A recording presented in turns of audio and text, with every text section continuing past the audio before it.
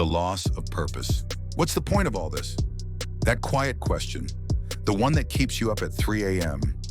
It's not a weakness, it's your soul resisting a life without meaning. Let's rewind again. Before money, before performance reviews, before hustle culture, in ancient Egypt, life was governed by Ma'at, a concept deeper than law. It meant truth, harmony, cosmic balance. Your worth was measured not by output, but alignment. In India, purpose was called Dharma, your sacred duty in harmony with your nature. Everyone had one, not based on fame or fortune, but soul and service. In Greece, purpose was Eudaimonia, a flourishing life. Not success as we define it today, but a state where reason, virtue, and meaning aligned. But in the modern world, purpose has been repackaged as productivity. What was once your inner compass is now a marketing campaign. Live your purpose, they say, but what they mean is monetize your passion. Make it a brand, scale it or you're irrelevant. Purpose became a KPI, a LinkedIn tagline. Another way to chase rather than live. According to the Deloitte 2022 Global Human Capital Trends Report, over 70% of employees report feeling like their work has no meaningful impact. That's not burnout, that's spiritual erosion. Even worse, when people don't know their why, they're told to just keep grinding. The reward, a paycheck, a promotion, a dopamine high that fades in 24 hours. But deep inside, you know the truth. A life of shallow success will never fill a soul craving depth. Let me tell you something no productivity coach will ever say. Sometimes, the reason you feel lost is because the map you were given leads nowhere. Think of this. You were taught to chase goals, not question their meaning. To plan careers, not explore values. To pursue growth, even if that growth poisons your peace. But what if you could stop chasing and start aligning? What if the emptiness you feel isn't failure, but a signal that your soul is ready to return home? When was the last time I did something purely for meaning? Not money, not approval, not achievement, but meaning. We'll go deeper in the next part. But for now, understand this. You are not lazy. You are not unmotivated. You are purpose-starved in a system that never taught you how to find your truth. But you're here now, which means the search has already begun. In Vedic India, Dharma, your path of righteousness, was taught from childhood. In ancient Greece, Eudaimonia, human flourishing, was the goal of every thinker. Today we call purpose a side hustle. Deloitte 2022. Survey, 59% of Gen Z and millennials say their work feels meaningless. They stay for income, not impact. Purpose wasn't meant to be monetized. It was meant to be lived. When humans lose their why, they lose their way. How the world trains you to forget yourself. You weren't born disconnected. You were trained to be. It began subtly.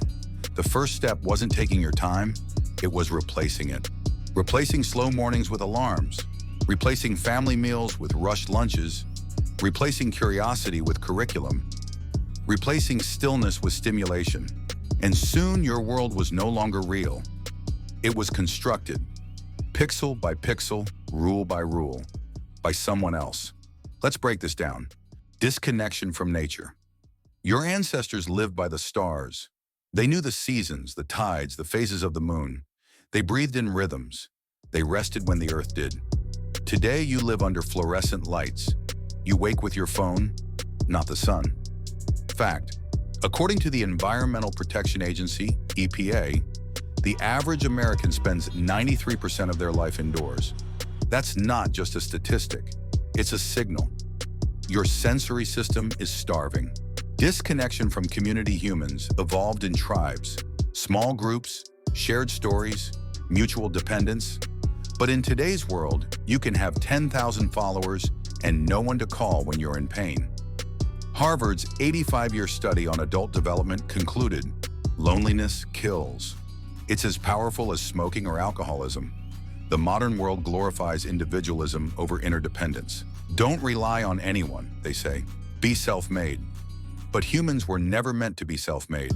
We were meant to be village-made, elder-guided, story-connected, purpose-rooted, disconnection from ritual.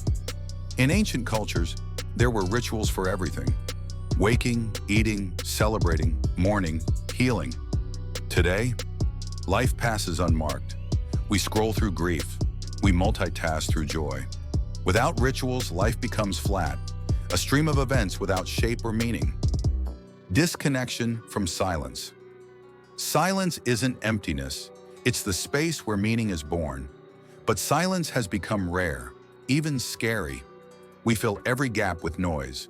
Podcasts, reels, alerts, conversations, commentary. Stanford Research, 2020. People exposed to long-term ambient noise, traffic, notifications, chatter, show increased cortisol and reduced memory function, even if they don't feel stressed.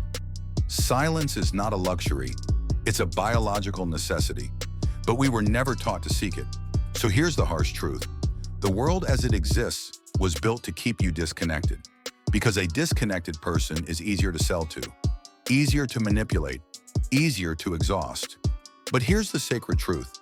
You are not beyond repair. You are just remembering who you were before the forgetting. And that remembering, that reconnection to nature, community, ritual, silence, is how you come home to yourself. B-roll suggestion, slow shots of forests, old women dancing in a village, a fire ceremony, a child sitting in silence, stars reflected in still water. Most platforms sell you productivity hacks. We offer something deeper, permission to pause, to question, to reconnect.